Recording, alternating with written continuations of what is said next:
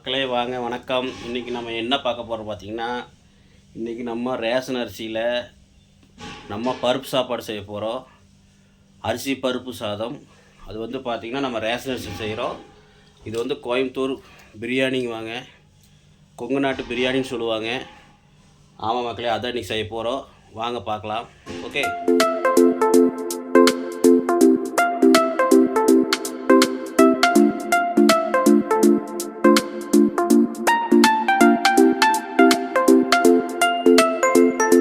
மக்களே இங்கே பாருங்கள், ஏற்கனவே ரேஷன் அரிசியும் பருப்பும் போட்டு ஊற வச்சுருக்கிறேன் பாருங்கள். இது வந்து ஒரு 10 நிமிஷம் ஆச்சு ஊறிட்டுருக்குது. பார்த்துங்க, இந்த டம்ளரில் நான் 1.5 டம்ளர் வந்து அரிசி போட்டிருக்கிறேன். இதில் 1 டம்ளர் நான் பருப்பு போட்டிருக்கிறேன். பார்த்துக்குங்க, இந்த டம்ளரில் 1.5 டம்ளர் நான் அரிசி போட்டிருக்கிறேன், ரேஷன் அரிசி. அப்புறம் ஒரு டம்ளர் வந்து நான் பருப்பு போட்டிருக்கிறேன், துவரம் பருப்பு. இப்போ வாங்க நம்ம எப்படி செய்யறதுன்னு பார்க்கலாம். மக்களே, இது வந்து ஈஸியான ஒரு சமையல். இது வந்து வெளியூரெலாம் பார்த்திங்கன்னா அதிகமாக செய்வாங்க. வெளிநாட்டிலாம் பார்த்திங்கன்னா இது வந்து ரொம்ப விரும்புவாங்க. இந்த சாப்பாடெலாம் அவ்வளோ ரொம்ப எல்லோரும் சாப்பிட்ற விருப்பமான சாப்பாடு இது. இது வந்து ஈஸியான சாப்பாடு. அது ரேஷன் அரிசி செஞ்சு ஈஸியாக செய்யலாம் பாருங்கள். நமக்கு வாங்கிட்டு வர ரேஷன் அரிசிலாம் கொண்டு போய் வேஸ்ட்டாக வச்சுருப்பீங்க. அது வந்து இந்த மாதிரி செஞ்சு சாப்பிட்டிங்கன்னா இன்னும் அருமையாக இருக்கும். வாங்க அதை எப்படி செய்கிறதுன்னு பார்க்கலாம். மக்களே, நம்ம ஒரு குக்கர் ஒன்று எடுத்து வச்சுக்கலாம். குக்கர் வந்து இப்போ அடுப்பற்ற வச்சதுக்கப்புறம் குக்கர் வந்து கொஞ்சம் சூடாகட்டும். மக்களே, இப்போ குக்கர் நல்லா காஞ்சிருச்சு. நம்ம ஒரு 50 கிராம் அளவுக்கு எண்ணெய் விட்டுக்கலாம். ஓகே மக்களே, நம்ம ஒரு 50 கிராம் எண்ணெய் ஊற்றிருக்கிறோம். ஓகே, ஒரு 100 கிராம் கூட நீங்கள் எண்ணெய் ஊற்றிக்கிங்க. நான் 50 கிராம் ஊற்றிருக்கிறேன். உங்களுக்கு தேவைப்பட்டால் 100 கிராம் ஊற்றிங்கன்னா நல்லா தான் இருக்கும். இப்போ நம்ம ஒரு அரை ஸ்பூன் அளவுக்கு நம்ம கடுகு போட்டுக்கலாம். வீடியோ அப்படி இப்படி இருந்தால் கொஞ்சம் மன்னிச்சிக்கங்க. ஏன்னா நானே வீடியோ எடுத்து நானே சமைக்கிறனால அப்படி இப்படி தான் இருக்கும். இப்போ நல்லா கடுகு பொரியட்டும்.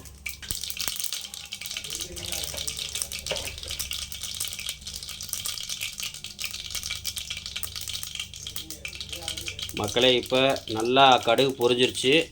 நம்ம ஒரு கைப்பிடி அளவு கருவேப்பிலையை போட்டுக்கலாம். போட்டு ஒரு வணக்கலாம். கூடவே நம்ம பார்த்திங்கன்னா வெங்காயம், ஒரு 3 பெரிய வெங்காயம், மீடியம் சைஸ் வெங்காயம், ஒரு 3 பெரிய வெங்காயத்தை நான் போடுறேன். அது கூட பார்த்திங்கன்னா பூண்டு வந்து பார்த்திங்கன்னா இந்த சைஸ் பூண்டுக்கு வந்து ஒரு 20 பூண்டு போட்டிருக்கேன். முழுசாக போட்டிருக்கேன். முழுசாக போட்டிங்கன்னா டேஸ்ட்டாக இருக்கும். பூண்டு வந்து நீங்கள் அது அதிகமாக சாப்பிட மாட்டிங்கன்னா ஒரு 10 பல் பூண்டு போடுங்க. நான் 20 பல் பூண்டு போட்டிருக்கேன். அப்போ டேஸ்ட்டாக இருக்கும், அதுக்காக தான். ஓகே, இப்போ நல்லா இது வணக்கலாம். இப்போ இது நல்லா வணக்கிக்குங்க. இப்போ வந்து பார்த்திங்கன்னா நானும் ஒரு அரை ஸ்பூன் அளவுக்கு கொஞ்சமாக சீரகம் போடுறேன். ஏன்னா சீரகம் கொஞ்சம் டேஸ்ட்டாக இருக்கும், அதனால் ஒரு அரை ஸ்பூன் அளவு போட்டிருக்கேன். அப்புறம் வந்து பார்த்திங்கன்னா ஒரு 1/4 ஸ்பூன் அளவுக்கு நான் மஞ்சத்தூள் போட்டு கிளறி விட்டுக்கலாம். இதெல்லாம் போட்டு கிளறி விட்டுங்க. வெங்காயம் நல்லா வேகட்டும். மக்களே, இப்போ வந்து வெங்காயம் வணங்குறதுக்கு கொஞ்சமாக கல் உப்பு போட்டுக்கிறேன். வெங்காயம் வணங்குறதுக்காக போடுறேன். அப்புறம் நம்ம கடைசியாக உப்பு போட்டுக்கலாம். இது நல்லா இது வணக்கி விட்ருங்க. இப்போ கொஞ்சம் நேரம் நம்ம வணக்கி விட்டதுக்கப்புறம் வெங்காயம் வெந்ததுக்கப்புறம் தக்காளி போட்டுக்கலாம். பார்த்திங்கன்னா நம்ம காரத்துக்காக ஒரு 2 பச்சை மிளகா போடுறோம். உங்களுக்கு வேணும்னா போட்டுங்க, இல்லைன்னா மிளகாத்தூள் வந்து பார்த்திங்கன்னா ஒரு அரை ஸ்பூன் போட்டுங்க. காரம் வந்து கம்மியாக வேணுங்கிறவங்க மிளகாத்தூள் ஒரு அரை ஸ்பூன் போட்டுங்க. ஓகே, இப்போ தக்காளி நம்ம போட்டுக்கலாம். தக்காளி வந்து ஒரு 4 தக்காளி, மீடியம் சைஸ் தக்காளி வந்து ஒரு 4 தக்காளி போட்டு நல்லா வணக்கி விட்ருங்க. மக்களே, இந்த டிஷ்ஷு வந்து பார்த்திங்கன்னா பேச்சுலர் கூட செய்யலாம். ரொம்ப ஈஸியான ஒரு டிஷ்ஷு தான். இதை வந்து மேக்ஸிமம் வீட்டில் வந்து பெண்கள் இல்லாதப்போ நம்ம வந்து இந்த மாதிரி கூட செஞ்சு சாப்பிட்டுக்கலாம். ஒரு அவசரமான ஒரு டிஷ் தான் இது. இது வந்து ஈஸியாக செய்யுங்க, செஞ்சு நீங்களும் சாப்பிடுங்க. அதனால தான் இந்த வீடியோ பாருங்கள். இது வந்து மெயினாக பேச்சுலர்ஸுக்காக தான் இந்த வீடியோ. பேச்சுலர்ஸ், அப்புறம் வீட்டில் தனியாக இருக்கிற ஆம்பளைங்க, இந்த மாதிரி ஆண்களுக்கான வீடியோ மட்டும் தான் இது. இது வந்து ஆண்களுக்கான வீடியோ மட்டும் இல்லை, பெண்களுக்கான வீடியோ தான். என்ன மேக்ஸிமம் பேச்சுலருக்காக இது ஒரு நல்ல பயனுள்ளதாக வீடியோவாக இருக்கும் பாருங்கள். ஏன்னா இது வந்து கோயம்புத்தூர் வந்து ஸ்பெஷல், அதனால தான். ஏன்னா பூண்டுலாம் ஏன் நான் முழுசாக போட்டுருக்குறேன்னா, முதலே பூண்டு வந்து வணக்கிட்டோம்னா எண்ணெயில் போட்டு வணக்கும்போது இந்த பூண்டுலாம் வெந்து சாப்பாடு வந்து குழஞ்சி லைட்டாக குழஞ்ச மாதிரி சாப்பாடு வந்து சாப்பிடும்போது நம்மளுக்கு பூண்டு வந்து நல்லா வெந்து நம்மளுக்கு பூண்டு வந்து சாப்பிடும்போது டேஸ்ட்டாக இருக்கும். அதுக்கு தான் அந்த பூண்டு முழுசாக போடுறது. பச்சை மிளகா லைட்டாக காரத்துக்காக போட்டிருக்கேன். நாங்கள் பச்சை போட மாட்டேன், ஏன்னா நான் மிளகாத்தூள் தான் போட்டுக்குவேன் மேக்ஸிமம். சில பேர் பச்சை மிளகா நிறைய பேர் போடுறீங்க, அதுக்காக தான் அவங்களுக்காக தான் நான் பச்சை மிளகா 2 போட்டு காமிக்கிறேன். பச்சை மிளகா பிடிக்காதவங்க மிளகாத்தூள் ஒரு 1/2 ஸ்பூன் போட்டுங்க. ஓகே, இப்போ இது நல்லா தக்காளி வெங்காயம் வணங்கட்டும். வணங்கினதுக்கப்புறம் உங்களுக்கு காட்டுறேன். இங்கே பாருங்க, அப்படியே கலர்ஃபுல்லாக இருக்குதா, எப்படி இருக்குன்னு பாரு.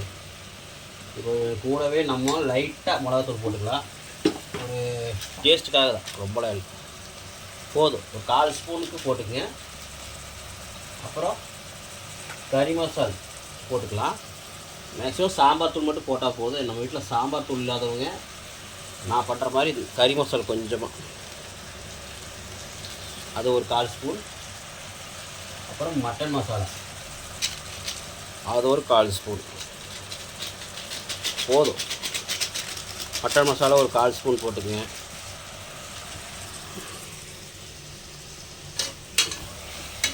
போட்டு ஒரு பேக்கு. எதுக்கு நான் 1/4 ஸ்பூன் சொல்கிறேன்னா, ரொம்ப போட்டால் நல்லா இருக்காது, அது வந்து டேஸ்ட் கிடைக்காது. நம்ம செய்கிறது வெறும் பருப்பு, அரிசி பருப்பு சாதம், அதனால தான் இது வந்து நான் டேஸ்ட்டுக்காக தான் போடுறேன். என்கிட்ட சாம்பார் தூள் இருந்தால் சாம்பார் தூள் மட்டும் போட்டுக்கலாம். வீட்டில் சாம்பார் தூள் இல்லாதவங்க இந்த மாதிரி ட்ரை பண்ணுங்கள், நல்லாயிருக்கும். ஓகே, இப்போ தக்காளிலாம் வணங்கினதுக்கப்புறம் காட்டுறேன்.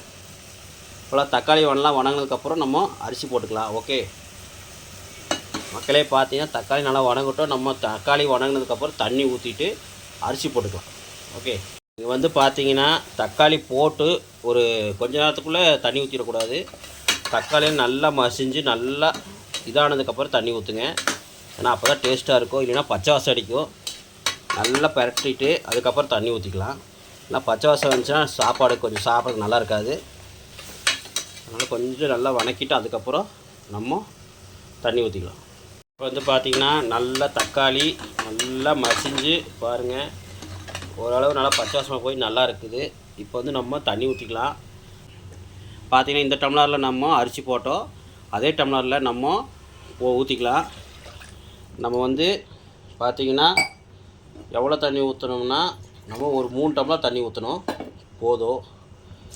பருப்பு சாதங்கனால ஓரளவு வெந்தால் போதும், ரொம்ப வேகக்கூடாது. ஒரு 99% நல்லா அரிசி வேகணும், மீது 1% மட்டும் அரிசி பருப்பு வேகக்கூடாது, அவ்வளோதான். அதுதான் அரிசி பருப்பு சாதம். இப்போ பாருங்கள், உப்பு போட்டுக்கலாம், வேணுங்களும் உப்பு போட்டு செக் பண்ணி. இப்போ வந்து பார்த்திங்கன்னா உப்பு செக் பண்ணிவிட்டு நம்ம அரிசி போட்டுக்கலாம். இப்போ வந்து நம்ம அரிசி போட்டதுக்கப்புறம் நம்ம உப்பு போட்டுக்கு செக் பண்ணி பார்த்துட்டு அதுக்கப்புறம் நம்ம விசில் போட்டு மூடி வச்சிடலாம். இப்போ நான் ஏற்கனவே அரிசி ஊற வச்சுருந்தேன், உங்களுக்கு காமிச்சிருந்தேன்லங்க. இப்போ நல்லா 2 தடவை கழுவி வச்சுருக்கிறேன். இப்போ இதை போட்டுக்கலாம். ஓகே, இப்போ இது வந்து நல்லா போட்டதுக்கப்புறம் கிளறி விட்டுக்கலாம்.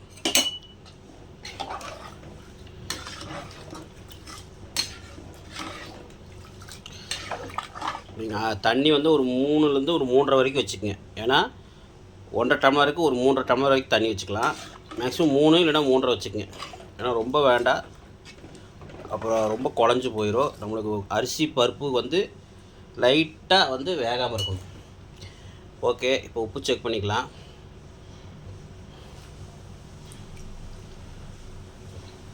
உப்பு கம்மியாக தான் இருக்குது, நம்ம அளவாக உப்பு போட்டுக்கலாம். போதும், நம்ம கலக்கி விட்டுட்டு உப்பு கரெக்டாக இருக்கான்னு பார்த்துட்டு நம்ம மறுபடியும் வேணால் உப்பு போட்டுக்கிட்டு நம்ம மூடி வச்சிடலாம். பார்த்தீங்கன்னா தெரியும், இப்போ வந்து பார்த்தீங்கன்னா உப்பு கொஞ்சம் கம்மியாக இருக்குது. நம்ம இன்னும் கொஞ்சம் உப்பு போட்டு கிளறி விட்டு போட்டு விசில் போட்டுக்கலாம். ஓகே, பார்த்தீங்கன்னா உப்பு கொஞ்சம் லைட்டாக அதிகமாக இருக்கிற மாதிரி இருக்கணும், லைட்டாக அதிகமாக இருக்கிற மாதிரி இருக்கணும். ஏன்னா நம்ம அரிசி போட்டிருக்கிறோம், அரிசி வந்து நம்மளுக்கு வேகும்போது கரெக்டாக இருக்கும். ஏன்னா அரிசிக்கு தகுந்த மாதிரி நம்ம போட்டிருக்கிறோம். அரிசி வந்து நல்லா வேகும்போது அரிசியில் வந்து பிடிச்சிக்க உப்புலாம், அப்போ கரெக்டாக ஆயிரும். லைட்டாக உப்பு அதிகமாக இருக்க மாதிரி போட்டுக்குங்க. ஓகே, இப்போ நல்லா கிளறி விட்டு போட்டு நம்ம விசில் போட்டுடலாம். பார்த்தீங்கன்னா தெரியும், குக்கர் மூடி போட்டாச்சு. நம்ம விசில் போட்டுக்கலாம். விசில் வந்து பார்த்திங்கன்னா ஒரு 3 விசில் விடுங்க போதும். ரொம்ப விசில் விட்டிங்கன்னா குழஞ்சிரும். ஒரு 3 விசில் விட்டிங்கன்னா தான் நம்மளுக்கு லைட்டாக அரிசியாக இருக்கும், அரிசி பருப்பாக இருக்கும், டேஸ்ட்டாக இருக்கும். நான் விசில் வந்ததுக்கப்புறம் உங்களுக்கு காட்டுறேன். பார்த்தீங்கன்னா குக்கர் விசில் வந்துருச்சு, 3 விசில் விட்டாச்சு. இப்போ நம்ம ஸ்டவ் ஆஃப் பண்ணிக்கலாம். ஓகே, விசில் ஆனதுக்கப்புறம் காட்டுறேன் பாருங்க மக்களே. விசில் போயிடுச்சு, வாங்க நம்ம திறந்து பார்க்கலாம். ஓகே பாருங்கள் மக்களே, எப்படி வந்திருக்குன்னு தெரில. ஏன்னா சும்மா சொன்ன மக்களே, நல்லா தான் வரும். ஏன்னா நம்ம செய்கிறது நல்லா எல்லாம் போகாது. எப்படி இருக்குதுன்னு பாருங்கள், அருமையாக இருக்குதா? இப்போ கிளறி விடுறோம் பாருங்கள். இங்கே பாருங்கள், ரேஷன் அரிசியா இல்லை நல்ல அரிசியாக நினைப்பீங்க, நீங்களே பாருங்கள். ரேஷன் அரிசி தானே, எப்படி இருக்குது பாருங்கள் சாப்பாடு. ஓகே பரவாயில்ல, ரெடி. அப்படியே ஒரு கிளறி விட்டுட்டு அப்படியே மட்டம் பண்ணி விட்டுட்டு வாங்க நான் சர்வ் பண்ணிவிட்டு காட்டுறேன். பாருங்கள் மக்களே, பார்க்குறக்கே கலர்ஃபுல்லாக இருக்கா? வாங்க இது சாப்பிட்டு பார்க்கலாம் எப்படி இருக்குன்னு. இப்போ வந்து பார்த்திங்கன்னா கொஞ்சமாக சோறு வந்து நல்லா ஆற வச்சுக்கோங்க. பார்த்து கொஞ்சம் சாப்பிடணும், சூடாக சாப்பிடும்போது பார்த்து சாப்பிடுங்க. ஏன்னா கொஞ்சம் சூடாக இருக்கும்போது வாயில் போட்டோம்னா நம்மளுக்கு அப்புறம் வாயில் புண்ணாயிரும்.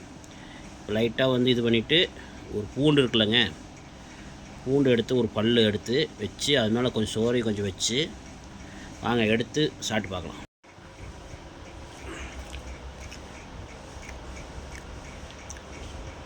பர்ஃபெக்ட். உப்பு காரம் இந்த மசாலா போட்டதுக்கு அதுக்கு டேஸ்ட்டும் அருமையாக இருக்குது. நீங்கள் இதே மாதிரி பண்ணிக்கிங்க. உங்கள் வீட்டில் வந்து சப்போஸ் வந்து பார்த்தீங்கன்னா உங்கள் வீட்டில் சாம்பார் பொடி மட்டும் இருந்தால் போட்டுக்குங்க, அது போட்டிங்கன்னா அருமையாகவே இருக்கும். அப்படி இல்லாதவங்க லைட்டாக கறி மசாலா ஒரு 1/4 ஸ்பூன் கறி மசாலோ இல்லை ஒரு 1/4 ஸ்பூன் கறி மசாலா, ஒரு 1/4 ஸ்பூன் மட்டன் மசாலா போட்டுக்கலாம். அப்படி இல்லைன்னா ஒரு 1/4 ஸ்பூன் கறி மசாலு, ஒரு 1/4 ஸ்பூன் சிக்கன் மசாலா போட்டுங்க. அப்படி ஒன்றுமே இல்லையா, சிக்கன் மசாலா மட்டும் போட்டுக்கலாம், இல்லை மட்டன் மசாலா மட்டும் போட்டுக்கலாம். நம்ம செய்கிற முறை தான் இது. வந்து பார்த்திங்கன்னா கொங்குநாட்டு ஸ்பெஷல். இது வந்து நான் வந்து மசாலா போட்டு டிஃப்ரென்ஸாக செஞ்சு காமிச்சிருக்கிறேன். பேச்செல்லாம் அருமையாக செஞ்சிடலாம். செய்கிறதுக்கு பார்த்திங்கன்னா ஒன்றுமே இல்லை. வெங்காயம்லாம் அரியறதுக்கு ஒரு 5 நிமிஷம், அதே மாதிரி பார்த்திங்கன்னா செய்கிறதுக்கு ஒரு 10 நிமிஷம், 1/4 மணி நேரத்தில் வேலை முடிஞ்சுது. இந்த மாதிரி டக்குன்னு செஞ்சு போட்டு சாப்பிட்டு போயிட்டே இருக்கலாம். நான் செஞ்சேன்னா எனக்கே டவுட்டாக இருக்குது. பருப்புலாம் ரொம்ப வேகலை, ரொம்பனா ஒரு 100க்கு 99% வெந்துருச்சு. லைட்டாக மட்டும் வேகலை, அப்போ தான் டேஸ்ட்டாக இருக்கும். அப்படி இருந்தால் தான் டேஸ்ட்டே இருக்கும். அரிசி லைட்டாக விதையாக தான் இருக்கணும், பருப்பு லைட்டாக வந்து வேகாமல் இருக்கணும். பர்ஃபெக்டாக இருக்குது மக்களே. இதே மாதிரி நீங்களும் செஞ்சு சாப்பிடுங்க. இந்த வீடியோ பிடிச்சிருந்தால் லைக் பண்ணுங்கள், ஷேர் பண்ணுங்கள், கமெண்ட் பண்ணுங்கள். மறக்காமல் பெல் பட்டனை தட்டி விட்டுருங்க. இன்னும் என்ன மாதிரி வீடியோவில் போகணுன்னு சொல்லி கமெண்டில் சொல்லுங்கள். ஓகே மக்களே, நான் சமையல் செய்கிறது பிடிச்சிருக்கான்னு பாருங்கள். ஏன் நான் சமையல் செஞ்சு காட்டுறேன்னா, பேச்சுலர் செய்யலாம், ஈஸியாக செய்யலாங்கிறதுக்காக தான். ஆம்பளையும் செய்யலாம் அப்படிங்கிறதுக்காக இந்த வீடியோ, அதுக்காக நான் செஞ்சு காமிச்சிருக்கிறேன். பாருங்கள், பார்த்து சப்போர்ட் பண்ணுங்கள். சேனலுக்கு சப்ஸ்கிரைப் பண்ணிடுங்க. பாய் மக்களே.